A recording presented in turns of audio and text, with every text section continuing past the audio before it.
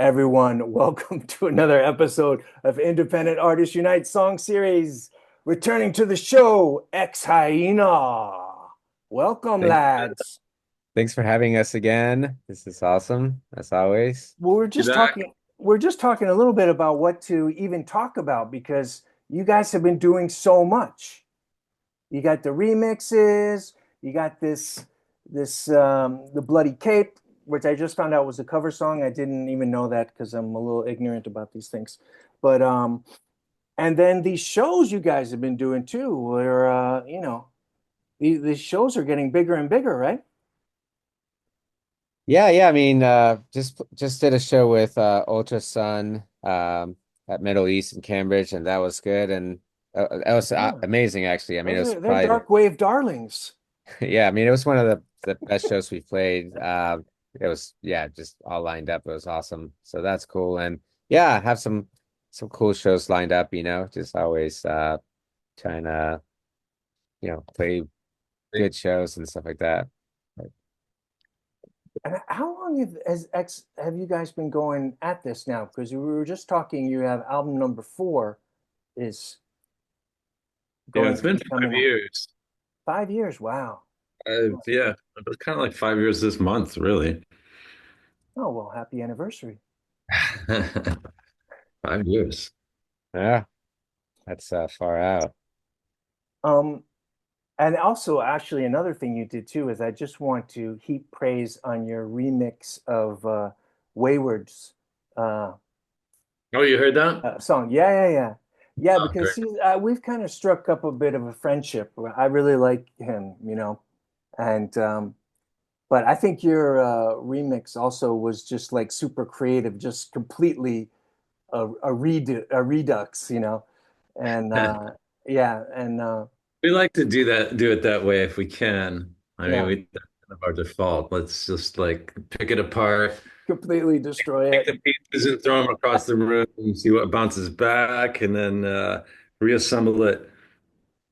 And is that for the remix album you guys just did? Is that kind of the approach for that too? Like, do you tell that to the remixers you work with? Hey, go nuts on this. We don't really give remixers any specific directions, you know what I mean? I think Yeah, that whenever we reach out to people, we kind of trust them. It's like we like what they do, so we kind of yeah, trust them to come up with what they come Yeah, up if we with, have instructions, like why have anyone do it for us? We'll that's just do true. it That's ourselves. true. So we Yeah, Yeah. get yeah, input on it. But the yeah. Wayward remix, yeah, I think it's one of my favorites that we've done. And Bo definitely does the heavy lifting with remixes in general.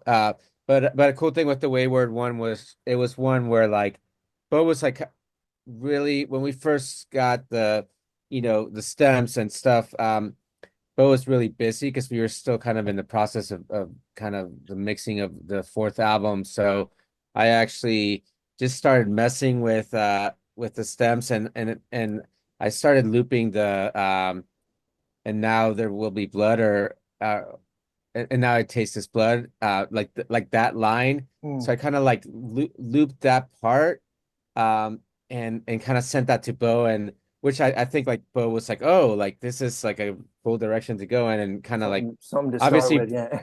yeah, obviously Bo took it like and kind of went nuts with it and then I mean, that I helps. Like it's always that first step that's kind of the is the key. Yeah. You know, it's yeah. just Just points to in the like right. give you a bite to chew on there. Yeah, And then yeah. and then I always had like some guitar stuff and stuff which and this one turned out really cool. But yeah, it's definitely like I think it's really great and Wayward is great. Yeah.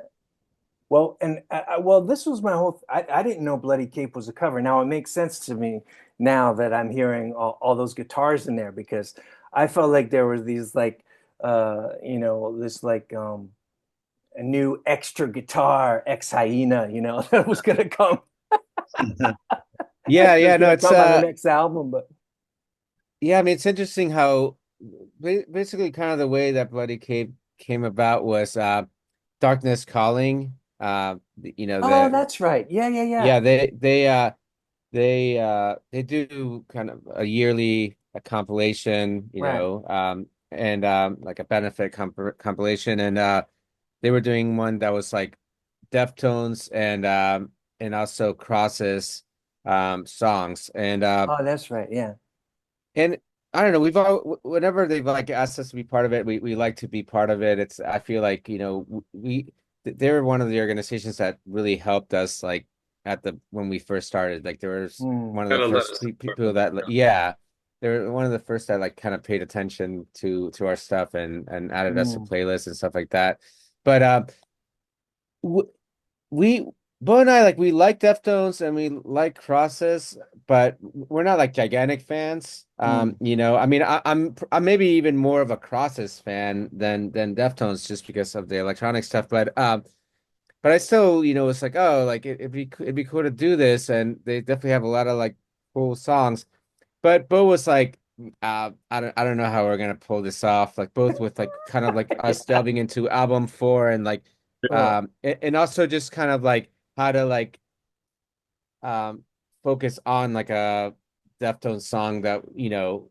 But anyway, to make a long story short, I kind of reached out to my friend Brian Masiello, who's done some remixes for us. And I Yeah. also know that like he's like a huge Deftones fan. Oh, And I was okay. like, do you want to collaborate with us on this? Oh, cool. Yeah. And he's the one that was like, I think initially I wanted to do a Crosses song, a Crosses song, but he was like, how about Bloody Cape from Deftones? Which is it's kind of cool because it's not even like a one of like the most popular songs, Like a but big hit. Yeah. yeah.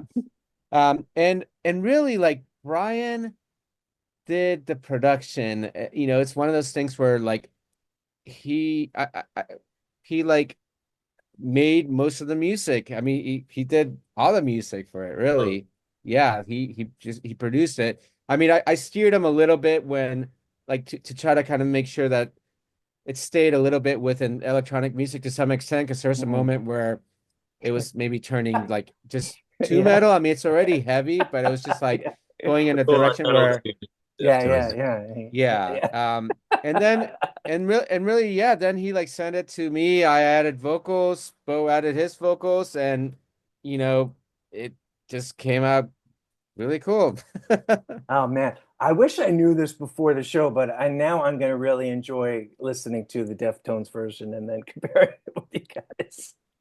But yeah, I remember when that came up because Jay from Darkness Calling also asked if I wanted to do a song on there, you know, the Deftones, and I just couldn't. I just couldn't picture it, you know. I just couldn't picture. I guess I only really know the big songs from them, you know. And I was I just couldn't think of it either at first. So yeah. yeah, I couldn't conceive of like covering it because it's so the things are so I don't know, they're so characteristic, you know, Yeah. the kind of Yeah. devices they use and whatnot, you know. Um, but Yeah, you know, it's I feel like obviously we most of the time we create like the music and we actually, you know, when we make albums, we haven't had really guests in the actual albums besides like remixes, and you know, Bo and I really do everything. But we've done a few collaborations, like we did one with Horror House and one with Control I'm yeah, Here, and then now yeah. this one, and it's kind of I don't know, it's kind of a cool experiment to try sometimes, and it's yeah, kind of like the meeting of two You know, what happened with minds. Control I'm Here? He just says that's it for me. Yeah, I'm not Or is sure. he gonna make a return? I'm not sure. That's a good it's a good question. I'm really not sure what you know. I know he's like taking like a break from like social media and stuff like that, but yeah. Oh, And from social media. Okay, I thought he was breaking from making music altogether, kind of thing.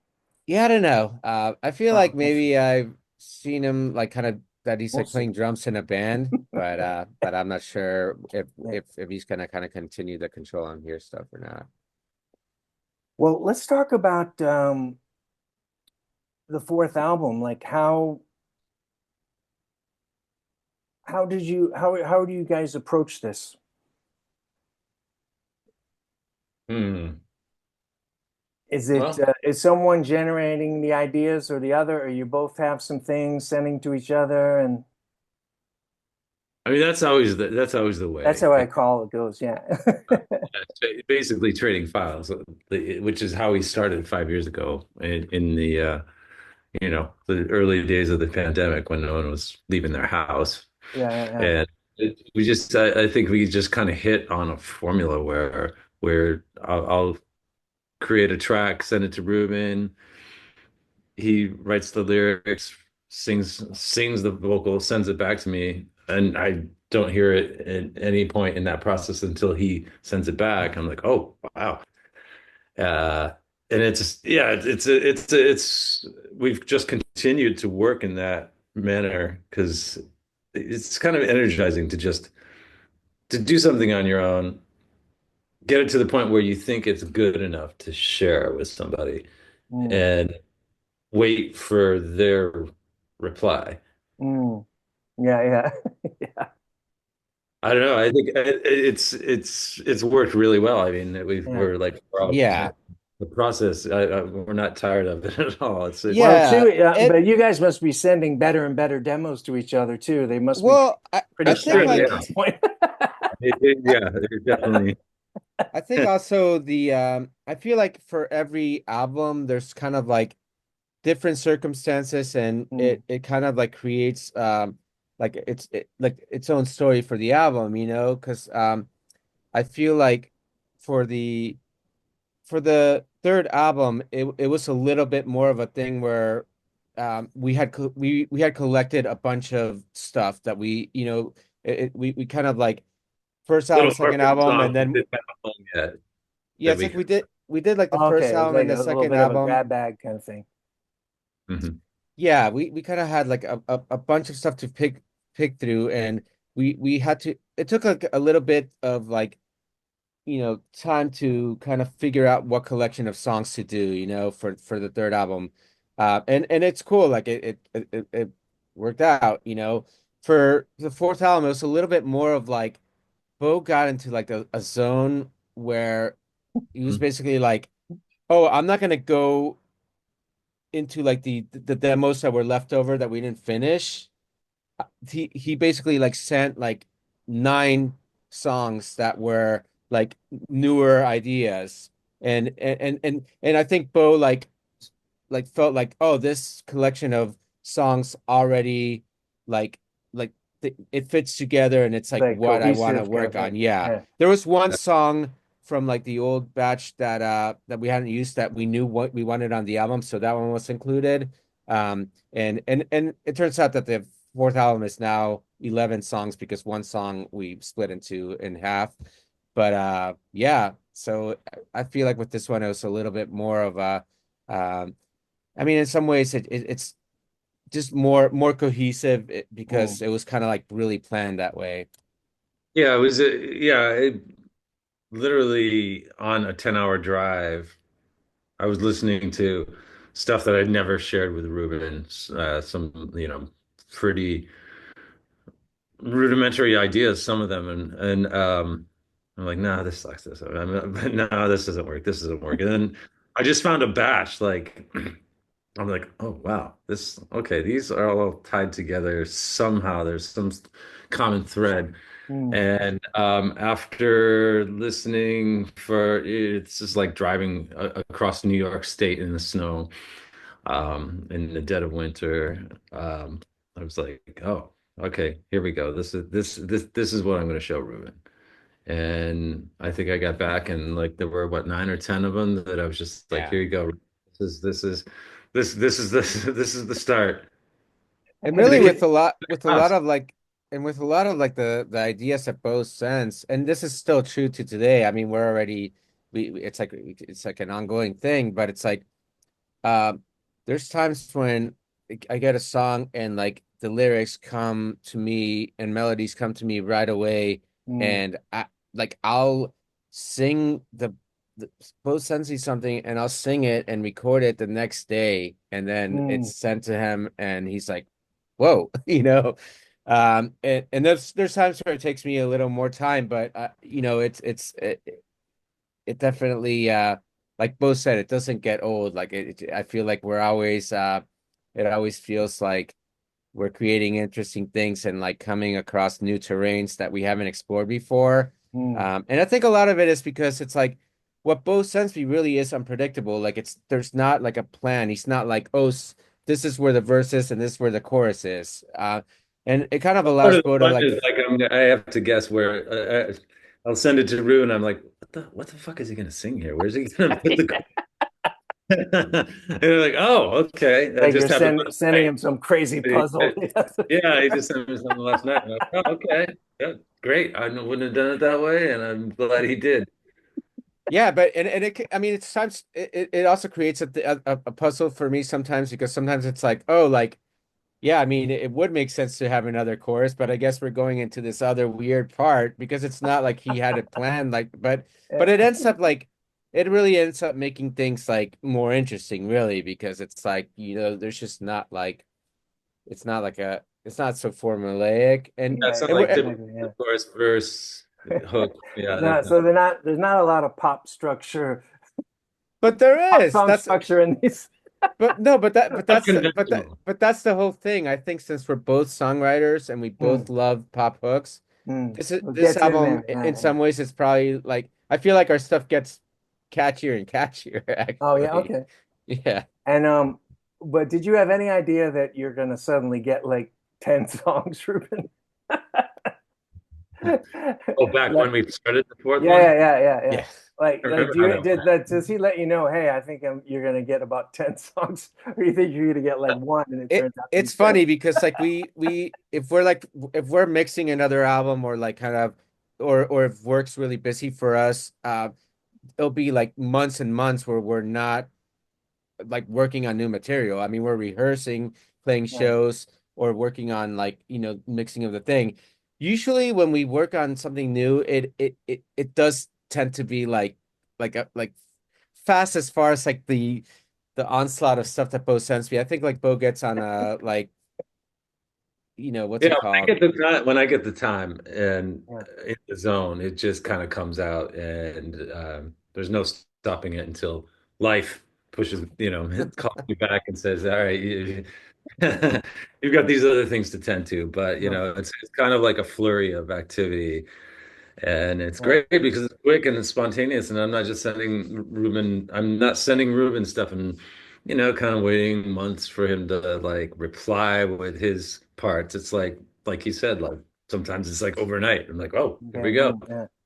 Yeah. Well, I mean, it's like you also know that you also probably know that you're onto something good when it just when quick decisions happen and you're just in that flow, right? Yeah, yeah. If he comes back with lyrics and a vocal like overnight, I'm like, okay, that was a good idea. Yeah. I must have done something right on this one. What happens when something doesn't come right away, Ruben? Do you like toil over it, or do you just set it aside and be like, I'll hit this another time? Yeah, I mean, sometimes it takes a little bit more. Sometimes it takes a little bit more time. I mean, usually I find my way. It's funny. Sometimes like the songs that are like m more catchy as far as like a repetitive like something like in slow motion, for example.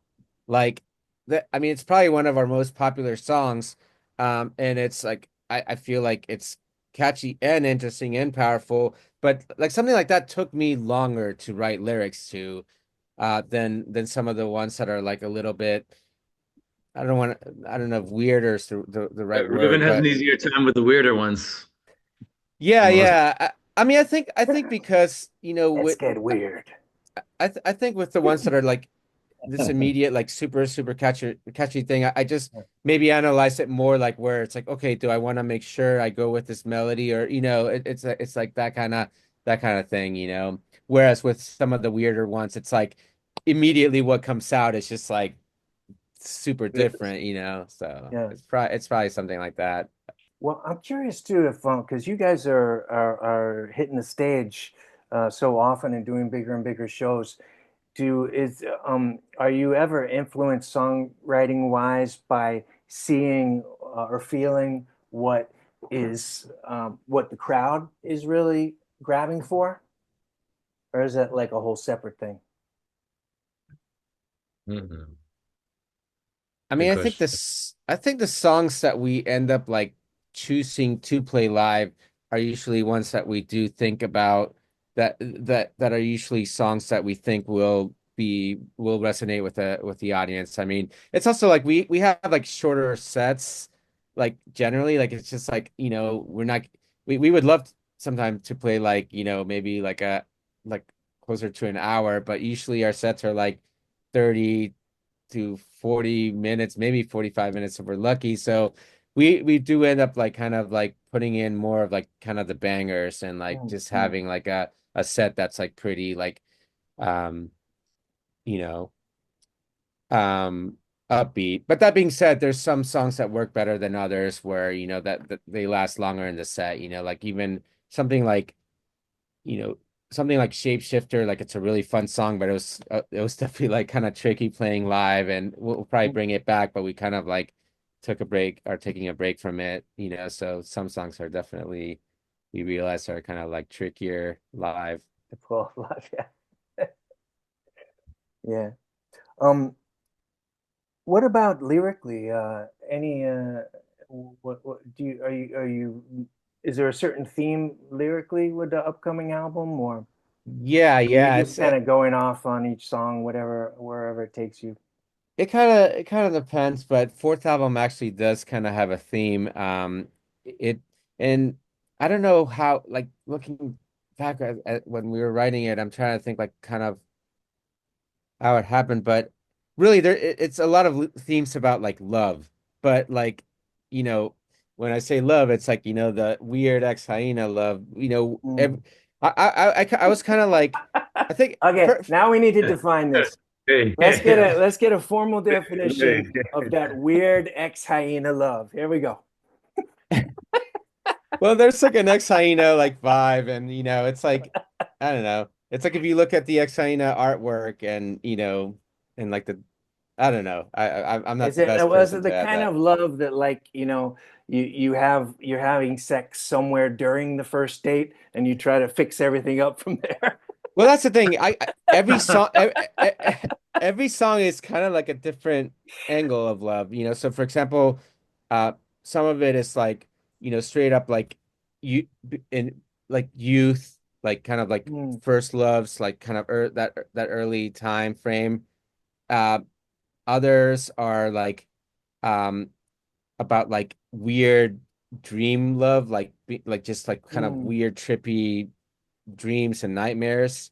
I was also watching some cult documentaries like Twin Flame Universe and the one about Nexium. So some of it was kind of like love, but like with like the whole like cult. Kind of Uh, metaphysical aspects of yeah, yeah. For example, we have a song called "This Is Your Love" on the next album and on fourth album, and it's kind of about like in Twin Flame Universe where it's like they're like telling you what who your lover should be and telling you it. what you should be doing. So it's kind of like just based on that, And Ruben, which is is your when your wife hears these songs, does she ever give you a nervous look like, "Hey, dude, what the fuck?" I mean there's also yeah, maybe I don't know. But yeah, so it I is. always think of like Nick Cave's wife, like Oh yeah, yeah, yeah. very understanding woman. I would imagine. Totally, totally. Yeah, I mean, there's a song too that's like there's kind of it's a kind of has these dubby kind of like Clash vibes, and it's about like being in an island and like under palm trees and kissing, and it's just this weird like scenario. So really, it's Yeah, kind of like who the all hell over. did you do this with? I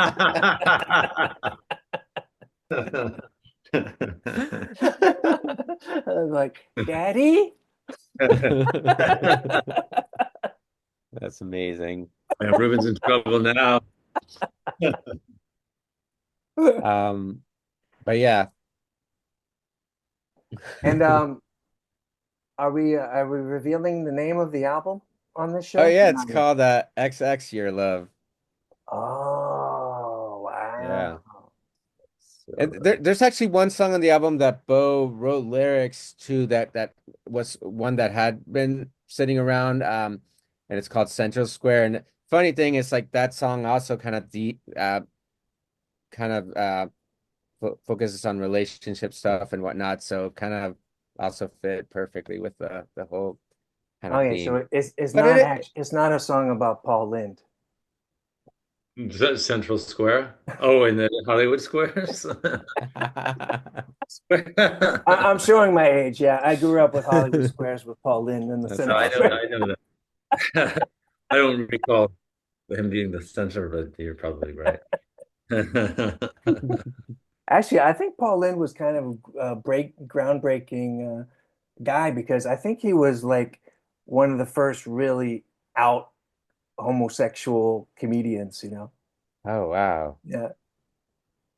Yeah, I think that's right. Or one of them.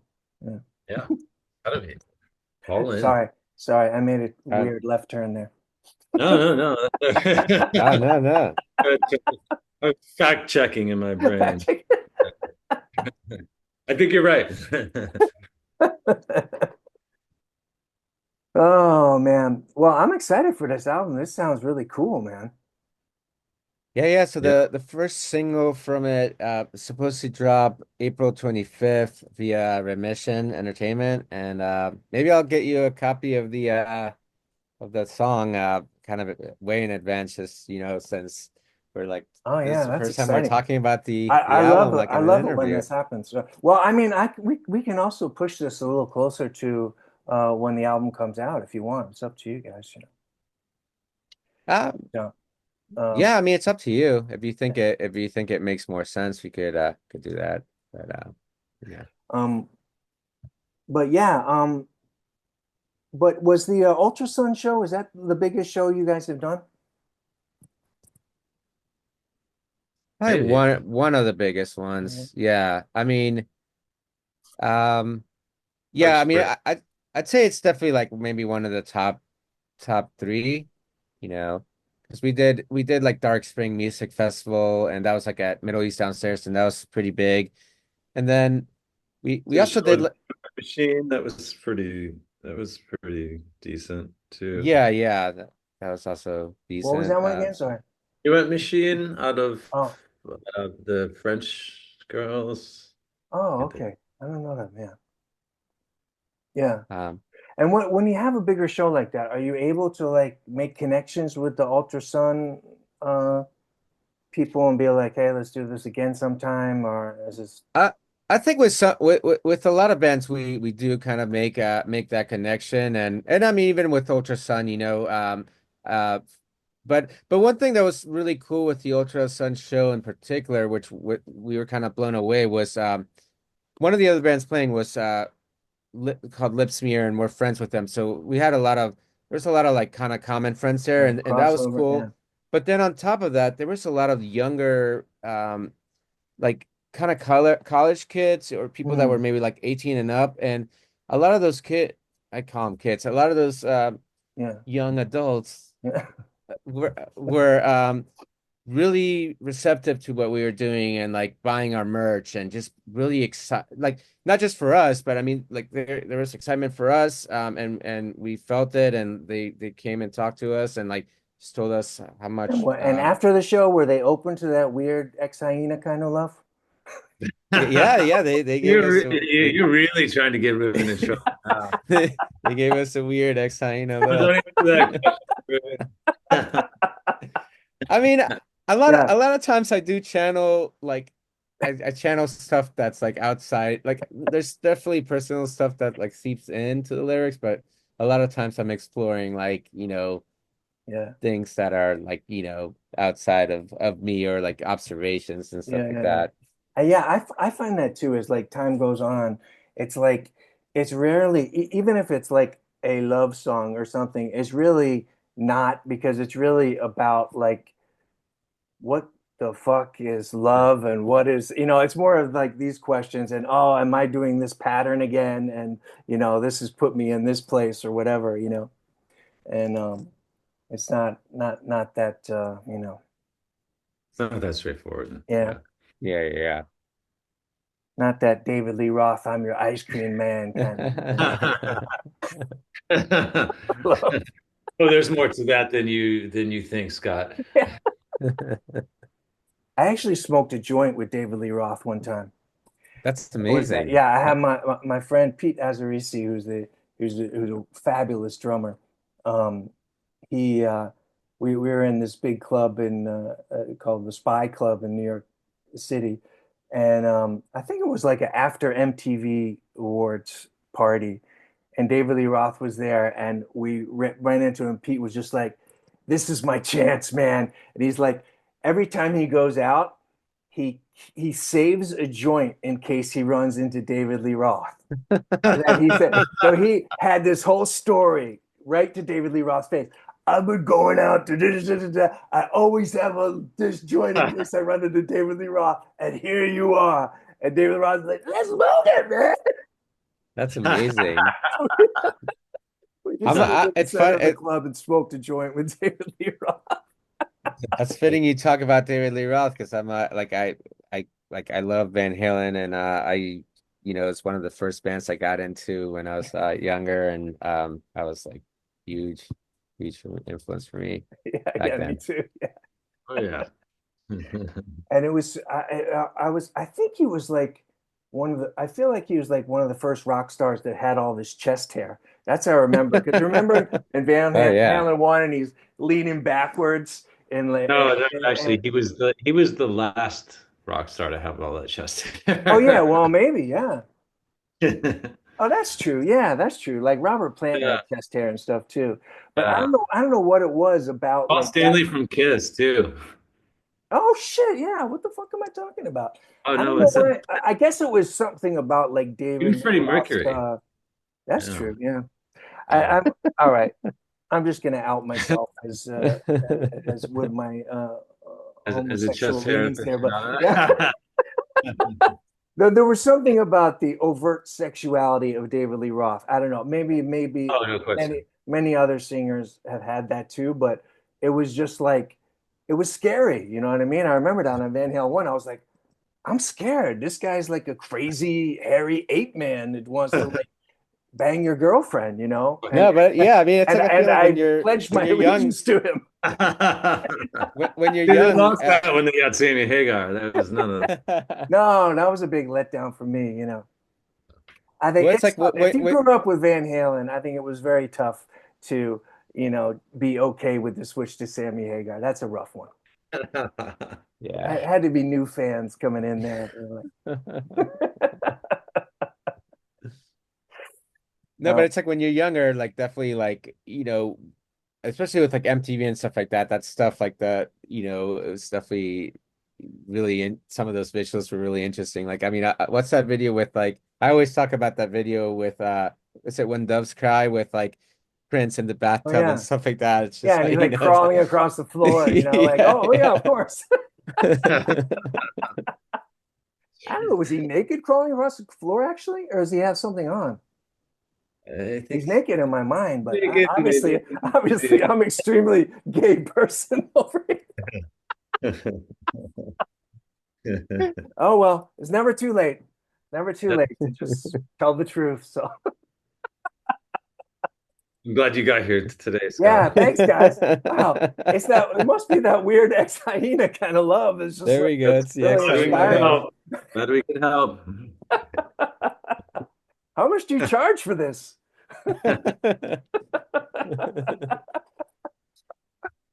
Oh, guys. Well, you know, I also want to say I'm so happy that you guys are sticking with it and that it just keeps growing and growing. It's like I really feel like, it's exciting to see that your hard work is paying off and I'm really delighted to see that for you guys. Yeah, yeah. Yeah. We're happy we can keep doing it. It's going, it's great. Yeah. Yeah, it's always like, I mean, it's music's always like, balancing act and kind of a labor of love, but it's a lot of, I mean, we love it, it's that's the main thing. It's like we just love doing it, uh, and we, it's like exciting for us, like what we create. So that's And always it's fun. easy. There are two of us that want to do it equally as bad. We don't have three or four other people to convince to get to Mm, band practice, to learn the songs, to do this, to do that, and right, everything. right. Yeah, It's a it's sustainable. good Yeah, economical little machine, yeah, yeah. which I think has been, Beautiful. one of the keys. And Yeah. and thanks to yeah, I mean, and I appreciate like I mean, it's definitely also really cool, like just feeling like there's like a bit of a community too, like Mm, um, you know, you're you're doing an awesome job with your music, and at the same time doing an awesome like promoting and collaborating with people, and it's just all I feel like even collaborating with Wayward happened because I think he heard our collaboration with ruin the uh mind.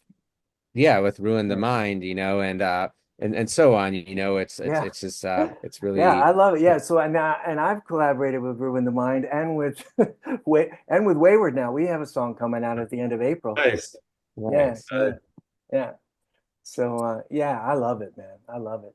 And I'm so happy that people are willing to collaborate and like and do remixes like you guys are and yeah, it's a really cool thing.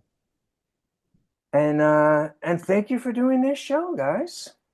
Yeah, Yeah. thanks so much for having us. And much success on the new album. And I'm really excited for this one. I'm prepped. I'm prepped. Yeah, yeah, get Have a great day, guys. all right, All right. take care. Thank you.